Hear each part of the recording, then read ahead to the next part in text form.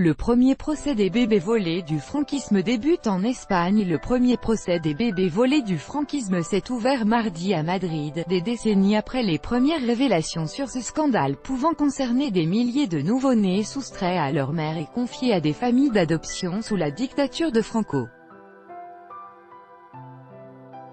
Eduardo Vela, ex-obstétricien de 85 ans à la clinique San Ramón de Madrid, y est accusé par Inés Madrigal, employée des chemins de fer de 49 ans, de l'avoir séparé de sa mère biologique et d'avoir falsifié son acte de naissance en juin 1969.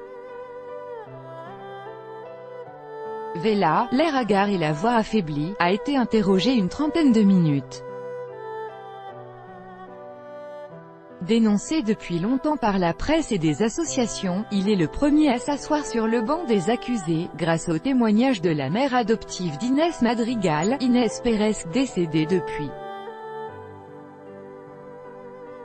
Cette dernière, qui ne pouvait pas avoir d'enfant, a raconté que le médecin lui avait proposé un bébé avant de lui demander de simuler une grossesse pour la déclarer comme mère biologique du nouveau-né. Durant l'instruction, Vela avait reconnu en 2013 avoir signé, sans regarder, le dossier médical indiquant qu'il avait assisté à l'accouchement. Mais mardi, il a démenti, « Ce n'est pas la mienne, ma signature, je ne m'en souviens pas », a-t-il dit.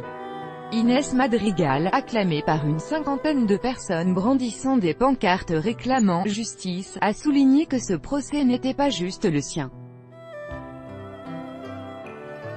Il va au-delà, a-t-elle déclaré, car désormais, tout le monde sait que des enfants ont été volés dans ce pays. L'audience s'est achevée mardi vers 11h GMT.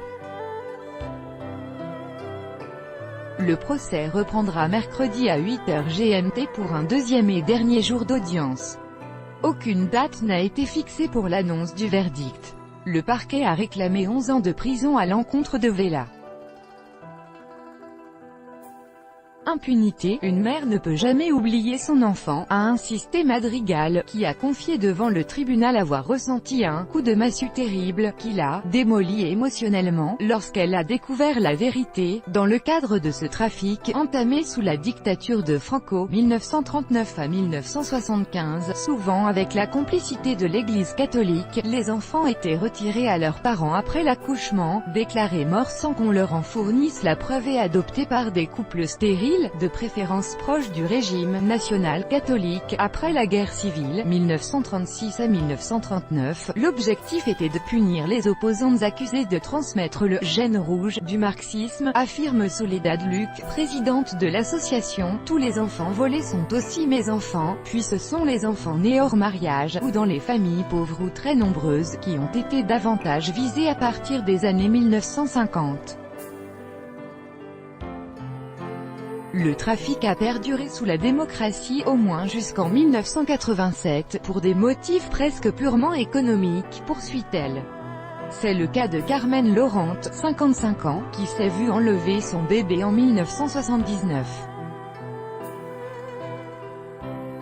2 jours après la naissance, ils m'ont dit qu'il était mort, qu'il s'était étouffé dans mon ventre. Mais je l'avais entendu pleurer, a-t-elle raconté émue à l'AFP. Au total, selon les associations, des dizaines de milliers de bébés pourraient être concernés. Manifestation pour obtenir justice dans le scandale des bébés volés sous le régime de Franco, le 26 juin 2018 à Madrid. Copyright AFP, Oscar Del Pozo. Mais malgré l'ampleur du scandale, dénoncé pour la première fois dans la presse en 1982, aucune des plus de 2000 plaintes déposées selon les associations n'a abouti. Ce qui unit les trois époques, c'est le mot impunité, affirme Soledad Luc, dont la plainte visant à retrouver son frère jumeau a été classée. Le même phénomène s'est reproduit pendant la dictature militaire, 1976 à 1983, en Argentine où des nouveau-nés, environ 500, ont été arrachés à des détenus et confiés en adoption à des familles soutenant le régime.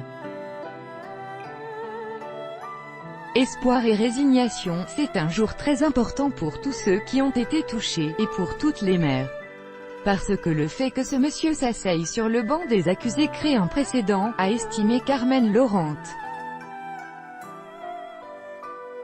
Mais après tant d'années, la résignation guette les familles. Les protagonistes disparaissent en effet au fil des années, comme la religieuse Maria Gómez Valbuena, souvent dépeinte comme la tête du trafic à Madrid et morte avant d'être jugée. Tout droit de reproduction et de représentation réservé, copyright 2018, Agence France Presse.